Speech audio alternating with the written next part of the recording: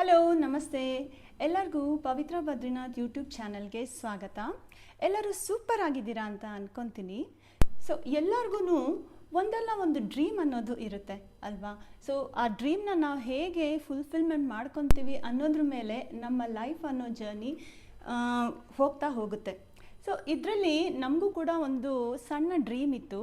ಏನಪ್ಪ ಅಂತಂದರೆ ಮನೇನ ರಿನೋವೇಟ್ ಮಾಡಬೇಕು ಅಂತ. ಸೊ 25 ಇಯರ್ಸ್ ಆದಮೇಲೆ ನಾವಿರೋ ಮನೆಯೇ ರಿನೋವೇಷನ್ ಮಾಡ್ಕೊಂಡ್ವಿ. ರಿನೋವೇಷನ್ ಬಗ್ಗೆ ಏನೆಲ್ಲ ಆಯಿತು, ನಮ್ಮ ಎಕ್ಸ್ಪೀರಿಯೆನ್ಸ್ 2026 ಪ್ರಕಾರ ನಮ್ಮ ಎಕ್ಸ್ಪೀರಿಯೆನ್ಸ್ನ ನಿಮ್ಮೊಂದಿಗೆ ಶೇರ್ ಮಾಡ್ಕೊತಾ ಇದ್ದೀನಿ. ಸೊ ಕೆಲವರೆಲ್ಲನೂ ಶಾರ್ಟ್ ವಿಡಿಯೋಸ್ನ ನೋಡ್ತಿದ್ದಾರೆ, ಕೆಲವರು ಸಬ್ಸ್ಕ್ರೈಬ್ ಆಗಿದ್ದಾರೆ, ಕೆಲವರು ಹಾಗೆ ನೋಡ್ತಿದ್ದಾರೆ. ಅದಕ್ಕೆಲ್ಲ ತುಂಬ ಥ್ಯಾಂಕ್ಸ್. ಇವತ್ತು ನಮ್ಮ ಟಾಪಿಕ್ ಬಂದ್ಬಿಟ್ಟು ಚಿಮ್ನಿ ಬಗ್ಗೆ ಇರುತ್ತೆ.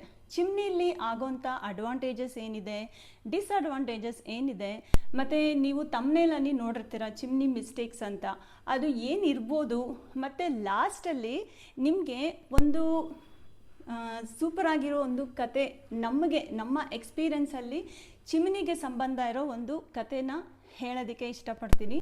ಸೊ ವೆಲ್ಕಮ್ ಟು ನಮ್ಮ ಮನೆಯ ಕಿಚನ್. ಕಿಚನ್ ಬಂದ್ಬಿಟ್ಟು ಹಾರ್ಟ್ ಆಫ್ ದ ಹೌಸ್. ನನ್ನ ಪ್ರಕಾರ ಹಾರ್ಟ್ ಆಫ್ ದ ಕಿಚನ್ ಯಾವುದಪ್ಪ ಅಂತಂದರೆ ಚಿಮ್ನಿ ಇರುತ್ತೆ. ಯಾಕೆ ಗೊತ್ತಾ?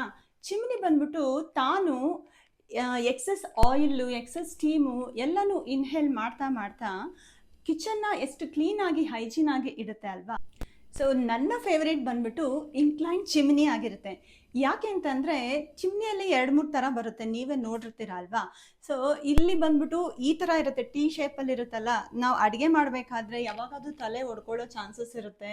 ಅದು ನನಗೆ ಮಾಡೆಲ್ ಕೂಡ ಅಷ್ಟಾಗಿ ಇಷ್ಟ ಇರಲಿಲ್ಲ. ಯಾವುದೋ ಒಂದು ಪ್ರಾಡಕ್ಟ್ ತೊಗೊತೀವಿ ಅಂದಾಗ ಅದ್ರ ಬಗ್ಗೆ ನಾವು ಒಂದಷ್ಟು ರಿಸರ್ಚ್ ಮಾಡ್ತೀವಿ. ಅದು ಆಫ್ಲೈನ್ ಇರ್ಬೋದು, ಆನ್ಲೈನ್ ಇರ್ಬೋದು, ಸಾಕಷ್ಟು ಅಂಗಡಿಗಳನ್ನ ನೋಡಿ ಮತ್ತು ಆನ್ಲೈನಲ್ಲೂ ಒಂದಷ್ಟು ಸ್ಟಡಿ ಮಾಡಿ ಫೈನಲಿ ಕ್ರಾಂಪ್ಟನ್ ಎಲಿಟಿಯೋನ ಪರ್ಚೇಸ್ ಮಾಡಿದ್ವಿ. ಆಮೇಲೆ ಇದು ಯಾವುದಾದ್ರು ಸ್ಪಾನ್ಸರ್ ವಿಡಿಯೋ ಇರ್ಬೋದು, ಇವರು ಸ್ಪಾನ್ಸರ್ಶಿಪ್ ಇರುತ್ತೆ ಅಂತ ನೀವು ಅನ್ಕೋಬೋದು. ಖಂಡಿತವಾಗ್ಲೂ ಅಲ್ಲ. ನೀವು ಡಿಸ್ಕ್ರಿಪ್ಷನಲ್ಲಿ ಚೆಕ್ ಮಾಡಿದ್ರೆ ನಿಮಗೆ ಗೊತ್ತಾಗುತ್ತೆ. ಇದು ನಮ್ಮ ಎಕ್ಸ್ಪೀರಿಯೆನ್ಸ್ನ ನಿಮ್ಮೊಟ್ಟಿಗೆ ಶೇರ್ ಮಾಡ್ಕೊತಾ ಇರೋದು. ಇದು ಏನಪ್ಪ ಅಂತಂದರೆ ನನಗೆ ಈ ಮಾಡೆಲ್ ಬಂದ್ಬಿಟ್ಟು ತುಂಬಾ ಫೇವ್ರೇಟ್ ಆಗಿರುತ್ತೆ. ಯಾಕೆ ಅಂತಂದರೆ ಈ ನೋಡೋಕ್ಕೆ ಮಾಡೆಲ್ಲೇ ತುಂಬ ಸ್ಲೋಪ್ ಇರುತ್ತಲ್ಲ, ಹಾಗಾಗಿ ಎಲ್ಲರಿಗೂ ಇದು ಬಹುಶಃ ಇಷ್ಟ ಆಗುತ್ತೆ. ಆಮೇಲೆ ಇದು ನನಗೆ ಒಂದು ಡೌಟ್ ಇತ್ತು, ಹೇಗಪ್ಪ ಇಲ್ಲಿ ಸೆಂಟರಲ್ಲಿ ಮಾತ್ರ ಫ್ಯಾನ್ ಇರುತ್ತೆ, ಈ ಕಡೆ ಆ ಕಡೆ ಎಲ್ಲ ಹೋಗೋದು ಹೇಗೆ ಹೇಳ್ಕೊಳ್ಳುತ್ತೆ ಅಂತ.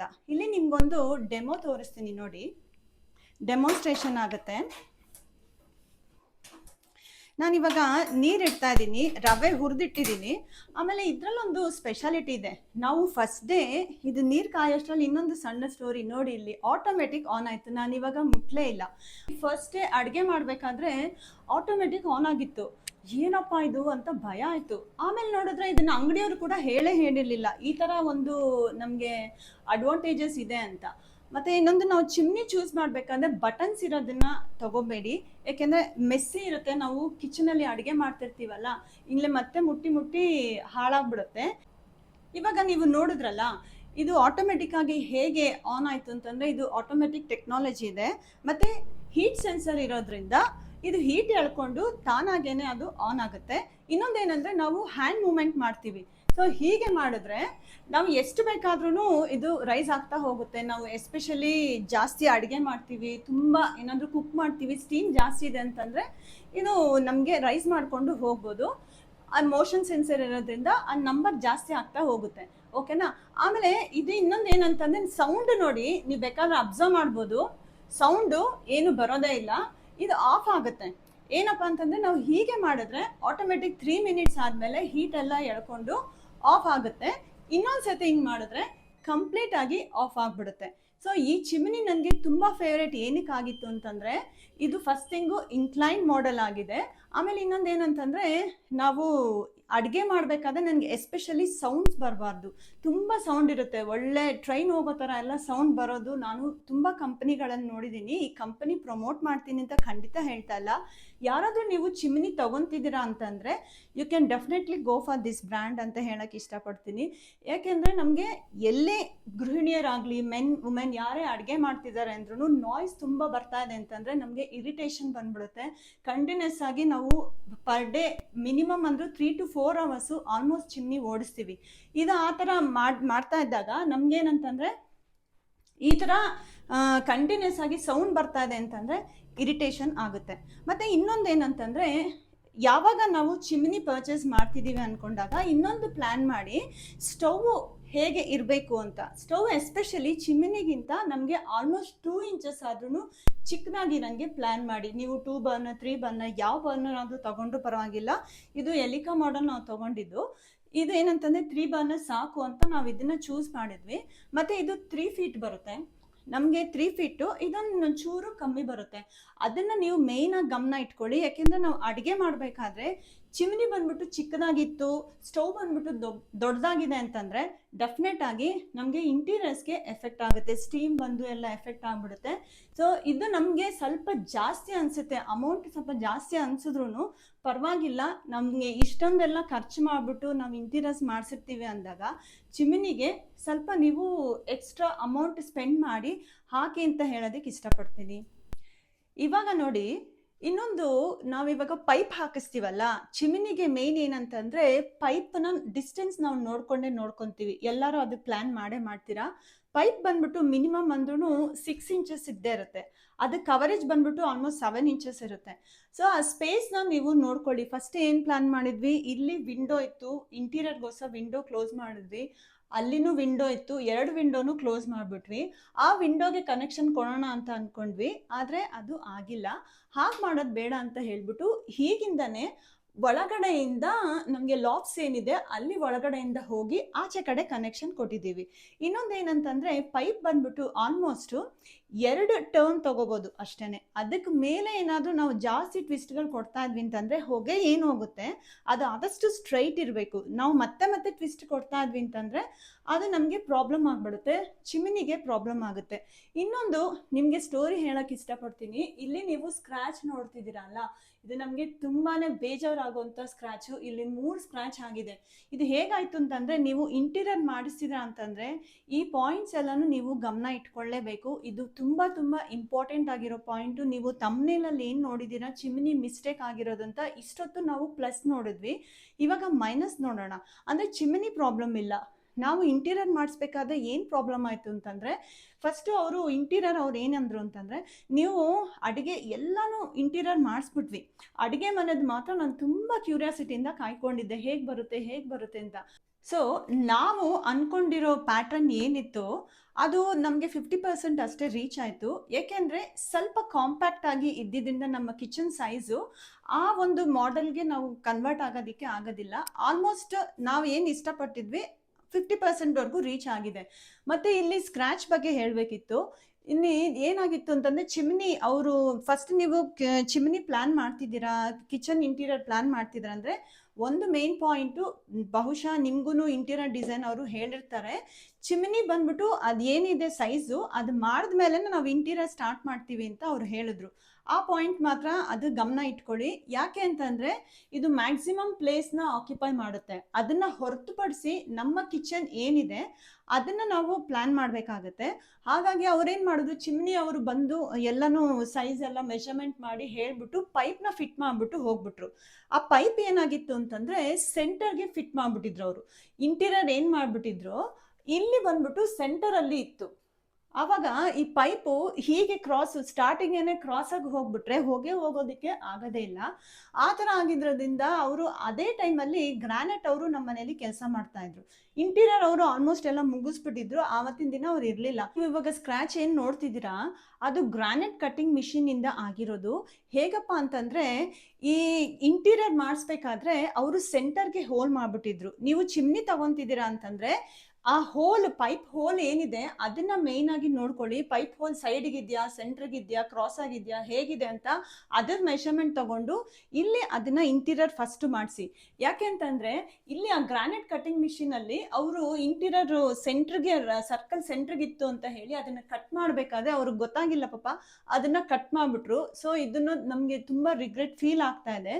ಇದು ಹಾಗೆ ಉಳ್ಕೊಂಡ್ಬಿಟ್ಟಿದೆ, ಅದನ್ನ ಏನಾದ್ರೂ ಮತ್ತೆ ಸರಿ ಮಾಡಿಸ್ಬೇಕಾಗತ್ತೆ. ನಿಮಗೆ ಫೈನಲಿ ಇವಾಗ ಎಂಡ್ ಆಫ್ ದ ವಿಡಿಯೋದಲ್ಲಿ ಇನ್ನೊಂದು ಸಣ್ಣ ಸ್ಟೋರಿ ಹೇಳಕ್ ಇಷ್ಟಪಡ್ತೀನಿ. ಏನಪ್ಪಾ ಅಂತಂದ್ರೆ ಜಾನ್ವರಿ 1 ಎಲ್ಲರೂ ನ್ಯೂ ಇಯರ್ ಆಚರಣೆ ಮಾಡ್ಕೊಂಡು ಇರ್ತಾರೆ ಅಲ್ವಾ. ನಾವು ಕೂಡ ಹಾಗೆ ಇದ್ವಿ.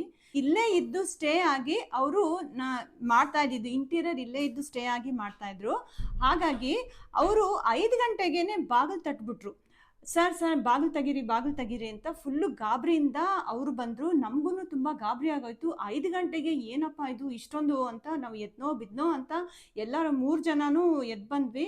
ನಾವು ನಮ್ಮ ಮನೆ ಇರೋದು ಗ್ರೌಂಡ್ ಫ್ಲೋರಲ್ಲಿತ್ತು. ಫಸ್ಟ್ ಫ್ಲೋರು ಸೆಕೆಂಡ್ ಫ್ಲೋರು ಎಲ್ಲ ನಾವು ರಿನೋವೇಷನ್ ಮಾಡಿಸ್ತಾ ಇದ್ದಿದ್ದು. ಆಮೇಲೆ ಇಲ್ಲಿ ಬಂದು ನೋಡಿದ್ರೆ ಫಸ್ಟ್ ಫ್ಲೋರ್ ಫುಲ್ಲು 3 ಇಂಚಸ್ ಅಷ್ಟು ನೀರು ತುಂಬ್ಕೊಂಡ್ಬಿಟ್ಟಿತ್ತು. ಎಷ್ಟು ತುಂಬ್ಕೊಂಡಿತ್ತು ಅಂತಂದರೆ ಅಲ್ಲಿ ಕೆಳಗಡೆ ಎಲ್ಲ ನೆಲದ ಮೇಲೆ ಏನೇನೆಲ್ಲ ಇತ್ತು ಅಂತಂದರೆ ಫುಲ್ ಇಂಟೀರಿಯರ್ಗೆ ಸಂಬಂಧ ನಿಮಗೆ ಗೊತ್ತಿರುತ್ತಲ್ಲ, ಮೊಳೆಗಳು, ಎಲ್ಲ ವುಡನ್ ಪೀಸ್ಗಳು. ಮೇಯ್ನಾಗಿ ಏನಂತಂದರೆ ಕರೆಂಟ್ ವಯರ್ಗಳು, ನೀವು ನಂಬ್ತಿರೋ ಬಿಡ್ತಿರೋ ಕರೆಂಟ್ ವಯರ್ಗಳು ನೀರಲ್ಲಿ ಮುಳುಗೋಗಿತ್ತು. ಅವಾಗೇನೆ ನಮ್ಮ ಯಜಮಾನ್ರು ಮತ್ತು ಇಂಟೀರಿಯರ್ ಮಾಡೋರು ಕೂಡ ನೀರಲ್ಲೇ ಓಡಾಡಿಕೊಂಡು ಇದ್ದರು. ದೇವ್ರಿದಾನೆ ಅಂತ ಇದಕ್ಕಿಂತ ದೊಡ್ಡ ನಿದರ್ಶನ ನನ್ನ ಲೈಫಲ್ಲಿ ಇದುವರೆಗೂ ಚಿಕ್ಕ ಪುಟ್ಟ ನಡೆದಿದೆ ವಿನಃ ಇಷ್ಟು ದೊಡ್ಡ ಇನ್ಸಿಡೆಂಟು ಯಾವತ್ತೂ ನಡೆದಿಲ್ಲ. ಅವರು ನಡ್ಕೊಂಡೇ ಇದ್ರು. ಏನಕ್ಕೆ ಅಂದರೆ ನಮಗೆ ಮೈಂಡ್ ತುಂಬ ಬ್ಲ್ಯಾಂಕ್ ಆಗೋಯ್ತು. ಏನಪ್ಪ ಇದು ಈ ಥರ ಎಲ್ಲ ಫುಲ್ಲು ಮನೆ ಫುಲ್ ನೀರು ತುಂಬ್ಕೊಂಡ್ಬಿಟ್ಟಿದೆ, ಫಸ್ಟ್ ಫ್ಲೋರ್ ಫುಲ್ ನೀರು ತುಂಬ್ಕೊಂಡ್ಬಿಟ್ಟಿದೆ ಅಂತ ಕೈ ಕಾಲೇ ಆಡಲಿಲ್ಲ. ಆಮೇಲೆ 2 ನಿಮಿಷ ಆದಮೇಲೆ ಅಷ್ಟರಲ್ಲೇ ಅವರೆಲ್ಲ ಓಡಾಡಿದ್ರು. 2 ನಿಮಿಷ ಆದಮೇಲೆ ಅವರು ಮೈನ್ ಸ್ವಿಚ್ ಎಲ್ಲ ಆಫ್ ಮಾಡಿ ಮತ್ತೆ ಎಲ್ಲ ಕ್ಲೀನ್ ಮಾಡಿ ಮಾಡ್ಕೊಂಡ್ವಿ. ಇದಕ್ಕೂ ಚಿಮ್ನಿಗೂ ಏನಿದೆ ಸಂಬಂಧ ಅಂತಂದರೆ, ಒಂದು ಚಿಮ್ನಿ ಬಂದ್ಬಿಟ್ಟು ನಾವು ನೆಲದ ಮೇಲೆ ಇಟ್ಬಿಟ್ಟಿದ್ವಿ. ಅದು ರೆಡಿ ಮಾಡಿಸ್ಬೇಕು ಅಂತ ಹೇಳಿ ನೆಲದ ಮೇಲೆ ಇಟ್ಬಿಟ್ಟಿದ್ವಿ. ನಾನು ಫಸ್ಟು ಅಡುಗೆ ಮನೆಗೆ ಓಡೋದೆ, ಚಿಮ್ನಿನ ಎತ್ತಿಡೋಣ ಮಾಡೋಣ ಅಂತ ಹೇಳಿ ಅಡುಗೆ ಮನೆಗೆ ಓಡೋಗ್ಬಿಟ್ಟು ಆ ಚಿಮ್ನಿ ಬಾಕ್ಸ್ ಎಲ್ಲ ಎತ್ತಿಟ್ಬಿಟ್ವಿ. ಮೇಲೆ ಕೌಂಟರ್ ಟಾಪ್ ಮೇಲೆ ಎತ್ತಿಟ್ಬಿಟ್ವಿ. ಆದರೆ ಫುಲ್ಲು ಚಿಮ್ನಿ ಅಷ್ಟರಲ್ಲೇನೆ ತಣ್ಣಗೆ ಆಗ್ಬಿಟ್ಟಿತ್ತು. ಆ ಬಾಕ್ಸ್ ಏನಂತಂದರೆ ಗಾಡ್ಸ್ ಗ್ರೇಸಿಂದ ತುಂಬ ದಪ್ಪ ಇತ್ತು ಚಿಮ್ನಿ ಬಾಕ್ಸು. ಹಾಗಾಗಿ ಚಿಮ್ನಿಗೆ ಏನೂ ಆಗಿರಲಿಲ್ಲ. ಆದರೆ ಚಿಮ್ನಿ ಸ್ವಲ್ಪ ವೆಟ್ಟಿತ್ತು. ನನಗೆ ಅಳು ಬರ್ತಾ ಇತ್ತು ಹಂಗೇನೆ. ಏನಪ್ಪ ಇದು ಈ ಥರ ಚಿಮ್ನಿ ಹಿಂಗೆಲ್ಲ ಆಗೋಯ್ತಲ್ಲ, ನಾನು ಎಷ್ಟೊಂದೆಲ್ಲ ಕಷ್ಟಪಟ್ಬಿಟ್ಟು ಹೋಗಿ ಓಡಾಡಿ ಆಮೇಲೆ ಈ ಚಿಮ್ನಿ ಎಲ್ಲ ತೊಗೊಂಬಂದ್ವಿ ಮನೆಗೆ. ಇದು ವರ್ಕ್ ಆಗುತ್ತಾ ಇಲ್ವೋ ಅಷ್ಟೇ ದೇವರೇ ಗತಿ ಅಂತ ಅಂದ್ಕೊಂಡೆ. ಆಮೇಲೆ ಏನಾಯಿತು, ಅದನ್ನೆಲ್ಲ ನೀರೆಲ್ಲ ಒರೆಸಿ ಮಾಡಿ ಹೇರ್ ಡ್ರೈಯರ್ ಎಲ್ಲ ಬಿಟ್ಟು ಆಮೇಲೆ ಅದಕ್ಕೆ ಏನೇನು ಬೇಕೋ ಎಲ್ಲ ಫುಲ್ಲು ಡ್ರೈ ಮಾಡಿಬಿಟ್ವಿ. ಡ್ರೈ ಮಾಡಿದ್ಮೇಲೆ chimney got started working as usually. ನಮಗೆ ಚಿಮ್ನಿ ವರ್ಕ್ ಆಯಿತು. ಇದು ಏನಕ್ಕೆ ಹಿಂಗಾಯಿತು ಅಂದಾಗ ನೀರೆಲ್ಲ ಹೇಗೆ ಬಂತು ಅಂತ ನೋಡಿದ್ರೆ ಇಲ್ಲಿ ಇಂಟೀರಿಯರ್ಗೆ ಸಂಬಂಧ ಬರುತ್ತೆ. ಈ ಸ್ಟೋರಿ ಏನಿದೆ ಇಂಟೀರಿಯರ್ಗೆ. ನೀವು ಇಂಟೀರಿಯರ್ ಮಾಡಿಸಿದ್ದೀರಾ ಅಂದಾಗ ಇದನ್ನೆಲ್ಲ ಗಮನ ಇಟ್ಕೊಳ್ಳಿ. ಈ ಸ್ಟೋರಿ ಅದೇ ಉದ್ದೇಶಕ್ಕೆ ಹೇಳ್ತಾ ಇರೋದು. ಈ ಮಿಸ್ಟೇಕ್ಸು ಏನೇನೆಲ್ಲ ಆಗುತ್ತೆ ಅನ್ನೋದನ್ನು. ಯಾಕೆಂದರೆ ಅವರು ಇಂಟೀರಿಯರ್ ಮಾಡೋದವರು ನಾವೇನು ಮಾಡ್ತೀವಿ ಅಂತಂದರೆ ನಾವು ಗಮನ ಇಡೋದಿಲ್ಲ. ಮೇಲೆ ಓವರಾಲ್ ಆಗಿ ಲುಕ್ ವೈಸ್ ಏನಿದೆ ಮತ್ತು ಏನು ಡ್ಯಾಮೇಜ್ ಆಯ್ತಾ ಇಲ್ವಾ ಅಂತೆಲ್ಲ ನೋಡ್ಕೊತೀವಿ. ಪೈಪ್ಗಳು ನಾವು ಅಷ್ಟಾಗಿ ಗಮನ ಇಟ್ಟು ನೋಡೋದಿಲ್ಲ, ಪೈಪ್ ಎಲ್ಲಿ ಏನಾಗಿದೆ ಏನು ಅಂತ. ಅವ್ರೇನು ಮಾಡಿದ್ದಾರೆ, ಇಂಟೀರಿಯರ್ ಮಾಡೋರು ಪೈಪ್ನ ಇಂಟೀರಿಯರ್ ಮಾಡಬೇಕಾದ್ರೆ ಡ್ಯಾಮೇಜ್ ಮಾಡಿಬಿಟ್ಟಿದ್ದಾರೆ. ಅದನ್ನು ನಮಗೆ ಹೇಳಿರಲಿಲ್ಲ. ಕಾವೇರಿ ಡೈರೆಕ್ಟ್ ಕನೆಕ್ಷನ್ ಏನು ಕೊಟ್ಟಿದ್ದೀವಿ ಅದು ಪೈಪ್ ಬಂದ್ಬಿಟ್ಟು ಡ್ಯಾಮೇಜ್ ಮಾಡಿಬಿಟ್ಟಿದ್ರು ಅವರು. ಅದನ್ನು ಅವರು ಹೇಳಲೇ ಇಲ್ಲ ನಮಗೂ. ನಾವು ಸುಮ್ಮನೆ ನೋಡ್ಕೊಂಡು ಬರ್ತಾ ಇದ್ವಿ, ನಾವು ಅದನ್ನು ಗಮನ ಇಟ್ಟಿಲ್ಲ. ಅದೇನಾಗಿದೆ, ಡೈರೆಕ್ಟ್ ವಾಟರ್ ಬಂದಿರಬೇಕಾದ್ರೆ ಆ ನೀರೆಲ್ಲ ಫುಲ್ಲು ಮನೆಯಲ್ಲಿ ತುಂಬ್ಕೊಂಡ್ಬಿಟ್ಟಿದೆ. ಮನೇಲಿ ತುಂಬ್ಕೊಂಡ್ಬಿಟ್ಟು ಅದಷ್ಟು ನಮಗೆ ಪ್ರಾಬ್ಲಮ್ ಆಗೋಯ್ತು. ಅವರು ಹೇಳಿದ್ದಿದ್ರೆ ಅಟ್ಲೀಸ್ಟ್ ಅದನ್ನು ಕವರ್ ಮಾಡಿಬಿಟ್ಟು ಅಥವಾ ಕಾವೇರಿ ವಾಟರ್ ಆದರೂ ಆಫ್ ಮಾಡಿಬಿಟ್ಟು ಮಾಡ್ಬೋದಾಗಿತ್ತು. ಇಂಟೀರಿಯರ್ ಮಾಡಿಸಿದ್ದೀವಿ ಅಂದಾಗ ಈ ಪಾಯಿಂಟ್ಸ್ ಎಲ್ಲನೂ ಗಮನ ಇಟ್ಕೊಳ್ಳಿ. ಎಲ್ಲೆಲ್ಲಿ ನಾವು ಗಮನ ಇಡಬೇಕು ಅಲ್ಲಿ ಗಮನ ಇಟ್ಟಿರಲೇಬೇಕು. ಇಂಟೀರಿಯರ್ ಮಾಡ್ತಿದ್ದಾರೆ ಅಂತ ನಾವು ಹಾಗೇನೆ ಸುಮ್ಮನೆ ಬಿಟ್ಬಿಡೋಕ್ಕಾಗೋದೇ ಇಲ್ಲ. ಇದು ಸ್ವಲ್ಪ ಲೆಂತಿ ವಿಡಿಯೋ ಆಗಿರುತ್ತೆ. ಇಲ್ಲಿವರೆಗೂ ನೀವು ವಿಡಿಯೋ ನೋಡ್ತಿದ್ದೀರಾ ಅಂತಂದರೆ ಖಂಡಿತವಾಗ್ಲೂ ಎಲ್ಲೋ ಒಂದು ಪಾಯಿಂಟ್ ಆದರೂ ನಿಮಗೆ ಇಷ್ಟ ಆಗಿರುತ್ತೆ ಅಂತ ಅಂದ್ಕೊತೀನಿ. ಒಂದು ವಿಡಿಯೋ ಮಾಡೋದಕ್ಕೆ ಸಿಕ್ಕಾಪಟ್ಟೆ ಸ್ಟ್ರಗಲ್ಸ್ ಇರುತ್ತೆ. ಅದು ಕಂಟೆಂಟ್ ಕ್ರಿಯೇಟರ್ಸ್ಗೆ ಗೊತ್ತಿರುತ್ತೆ. ಸೊ ವಿಡಿಯೋ ಯಾರು ಮಾಡ್ತಿದ್ದಾರೋ ಅವ್ರಿಗೆ ಗೊತ್ತಿರುತ್ತೆ. ಆದ್ದರಿಂದ ನಿಮಗೆ ಎಲ್ಲಾದರೂ ಒಂದು ಕಡೆ ಏನೋ ಒಂದು ಪಾಯಿಂಟ್ ಆದರೂ ಯೂಸ್ ಆಯಿತು ಅಂತ ಅನಿಸಿದ್ರೆ, ನೀವು ಇಂಟೀರಿಯರ್ ಮಾಡಿಸಿದ್ದೀರಾ ಅಂದಾಗ, ಚಿಮ್ನಿ ಪರ್ಚೇಸ್ ಮಾಡಬೇಕು ಅಂದಾಗ ಈ ವಿಡಿಯೋ ನಿಮಗೆ ಹೆಲ್ಪ್ ಆಗಿರುತ್ತೆ. ಹಾಗಾಗಿ ಶೇರ್, ಸಬ್ಸ್ಕ್ರೈಬ್, ಲೈಕ್ ಮಾಡಿ ಮತ್ತು ಒಳ್ಳೊಳ್ಳೆ ಕಮೆಂಟ್ಗಳನ್ನ ಹಾಕಿ. So thanks for supporting. ಜೈ ಹಿಂದ್.